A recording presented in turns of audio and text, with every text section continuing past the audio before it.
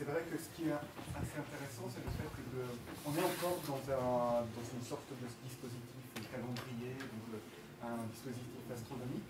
Mais pourquoi avoir choisi de regarder la fin du monde en regardant vers le ciel et pas vers le bas? Ben justement, c'est peut-être de là d'où vient la menace. T'as raison. Mais c'est à l'origine, les caméras braquées vers le ciel attendaient passivement un événement qui soit astronomique, astrologique, ufologique, quel qu'il soit, et j'attendais une date pour figer. Donc dans le processus, j'ai pas trouvé la date puis le dispositif, mais j'ai trouvé le dispositif puis la date. Donc, si j'avais pensé à l'envers, effectivement, j'aurais cherché ailleurs la menace d'une fin potentielle du monde. Mais là, du coup, j'ai juste activé ce dispositif qui était déjà en place. Sachant qu'on regarde finalement notre monde comme on pourrait le regarder finalement la Mars. On a une imagerie qui est extraterrestre finalement presque dans la quête en fait, de quelque chose de très terrestre en fait, qui serait aboli, mais finalement on est déjà dans un hors-là, un dépassement finalement de cette image du monde en regardant simplement vers le ciel et en utilisant cette imagerie. Le fait de regarder cette toile céleste. Même les décors sont, voilà, il n'y a pas forcément, sauf la cheminée, mais il y a peu de bâtiments. Et finalement, c'est des bâtiments assez, qui pourraient être lunaires, je ne sais pas, quelque chose de l'ordre de l'extraterrestre finalement, même dans l'imagerie. Mais du coup, c'était une volonté de recadrer pour éviter toute architecture, toute présence de la construction humaine. Mais il y a effectivement, du coup, il reste un petit peu d'architecture quand l'image bouge après recadrage. Il reste des nuages, des fumées, des accidents. Du coup, qui permettraient effectivement de se demander où on se situe d'une certaine manière, oui.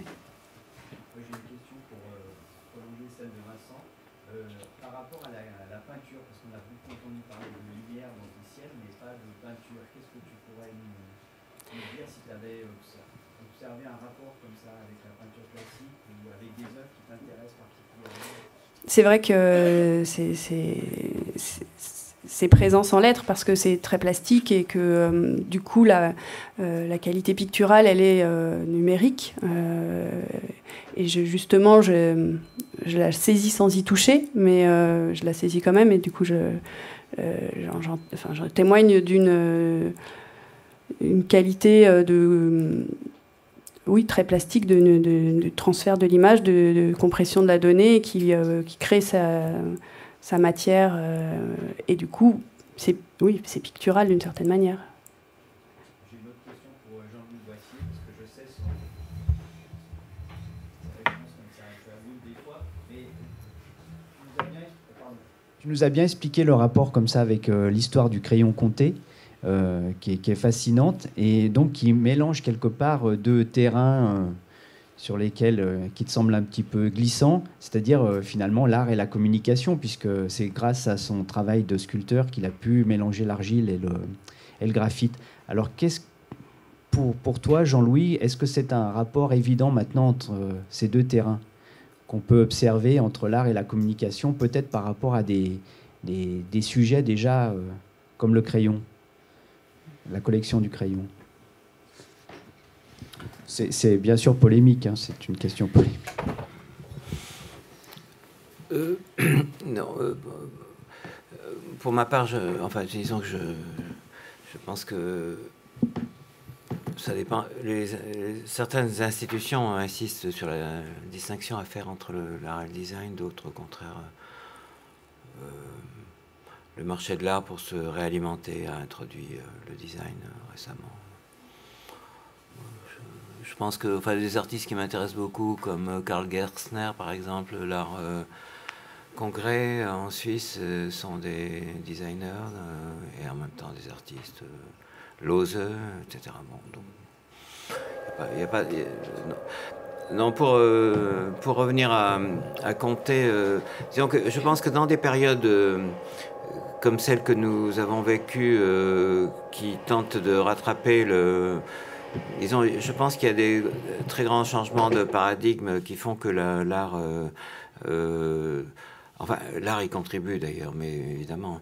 Mais disons qu'actuellement, je pense qu'on a essayé de rattraper les choses qui se sont passées dans les années 50-60, c'est-à-dire cybernétique, l'informatique.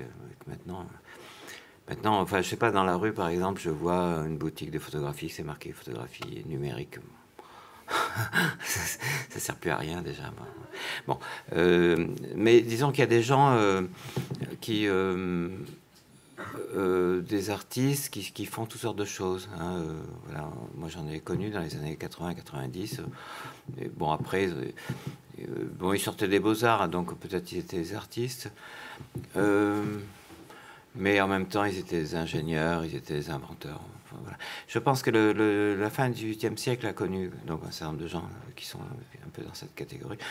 Donc, par exemple, au début du siècle, on a eu Étienne Jules Marais, pour prendre un exemple sur lequel on peut être d'accord facilement. Donc, de toute façon, Comté n'était... Bon, il faut savoir aussi bien Comté comme d'ailleurs Chappe, et aussi, c'est moins connu, bon, enfin, je sais pas si on a le temps de dire ça, mais disons qu'une activité d'artiste, portraitiste en l'occurrence, c'était rentable pour des jeunes qui n'étaient pas vraiment de l'aristocratie, une espèce de bourgeoisie intermédiaire, en province, tout ça. Bon. Disons qu'ils pouvaient faire ça en même temps qu'autre chose. Comté, historiquement, n'est pas rangé parmi les artistes parce qu'il a eu une carrière notamment avec Napoléon en Égypte et tout ça. Bon, c'était un grand scientifique, un grand inventeur. Mais disons qu'à l'époque, on insiste. Il a eu une mission d'ailleurs de dire regardez tout ce qui peut être inventé. Tout, dans tous les domaines. C'est quand même assez surprenant. Bon, il a inventé les crayons. D'ailleurs, quand on regarde... j'ai regardé aux arts et métiers, donc je disais, il a été le directeur, sinon le fondateur des arts et métiers, parce que c'est une invention révolutionnaire.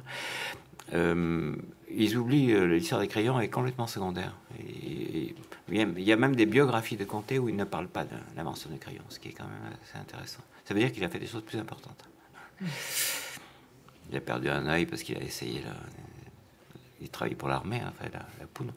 Mais disons, pour travailler pour l'armée, je prends un autre exemple, un artiste qui m'a intéressé, Michael Neymark, hein, c'est un de ceux qui a travaillé qui a compris que l'informatique pouvait être couplée à la prise de vue et au cinéma, à la photographie. Il a inventé ce qu'on a appelé après Videomap, Aspen Movie Map, c'était en 88-90.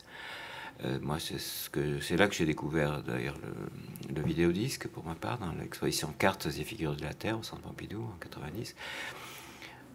Non, pas en 90, en 80, pardon, je me trompe de 10 ans. Mais à l'époque, quand c'est dans le catalogue, par exemple, il est montré que c'est une carte tactique qui appartient à l'armée américaine. Et la même chose a été rangée après dans divers endroits, parce qu'ils ont essayé de gommer. C'est un peu comme le GPS, c'est un truc de l'armée. Donc, ce que je voulais... Bon, enfin voilà. C'était quoi la question exactement? C'était pour voir un peu si on était dans une période un peu similaire, peut-être une urgence, comme pouvait le connaître Comté, c'est-à-dire qu'on était obligé de passer par des processus interdisciplinaires ou transdisciplinaires qui nous permettent de créer. Je pense que l'urgence, elle est celle de la rapidité excessive de tous les moyens de communication. Je pense qu'il suffit de s'en écarter pour voir. Je ne vois pas d'urgence pour ma part.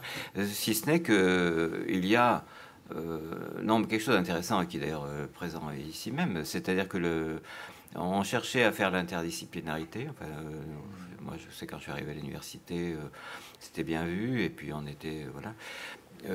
L'art n'était pas enseigné initialement à l'université, et donc on a cherché des connexions avec d'autres disciplines, on va dire, mais sans vraiment les trouver. Aujourd'hui, c'est le numérique qui nous fournit ça. C'est-à-dire on a un territoire commun, donc on peut parler à toutes sortes de gens et on parle de la même chose. Ça ne durera pas, je pense. Mais disons que le terme de révolution numérique traîne un peu à droite à gauche. Je suis assez surpris. J'ai eu l'exposition à Londres, par exemple, qui s'appelait comme ça. Moi, prochainement, j'ai une thèse. Je suis dans le jury. Bon, ça s'appelle la révolution numérique.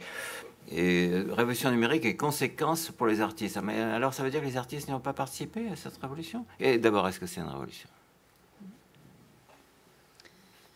Moi, j'avais une question, alors pour vous trois, mais peut-être que Lucien peut y répondre.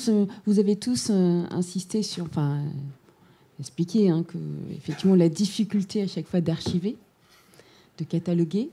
Bon, ça me rappelle quelques ouvrages là-dessus, sur ces histoires de classifier. On a parlé du dispositif, et je me suis demandé si en fait il n'y avait pas justement une tension à tenir lorsqu'on fait ce genre de travail entre dispositif et ce qui pourrait justement tomber dans la procédure.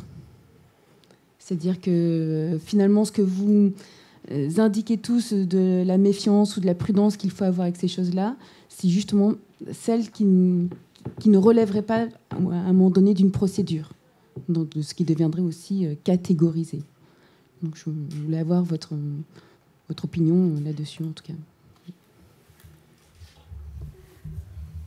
Alors peut-être pour commencer en 2 mots, c'est effectivement problématique dès lors que ça nécessite de faire un choix, car à partir du moment où on a une archive, eh bien effectivement on doit faire un choix qui respecte certes certains processus, mais le choix c'est de mettre parfois certaines données de côté, ou en tout cas de les rendre moins visibles, de les rendre moins accessibles, pour privilégier, mettons, certaines données plus accessibles à l'utilisateur, ce qui fait qu'effectivement, la clé, c'est d'avoir un processus suffisamment connu pour être capable de garder en mémoire toutes les étapes du traitement et dès lors pouvoir les remonter et pouvoir limiter les biais, pouvoir pérenniser l'archive et pouvoir la compléter.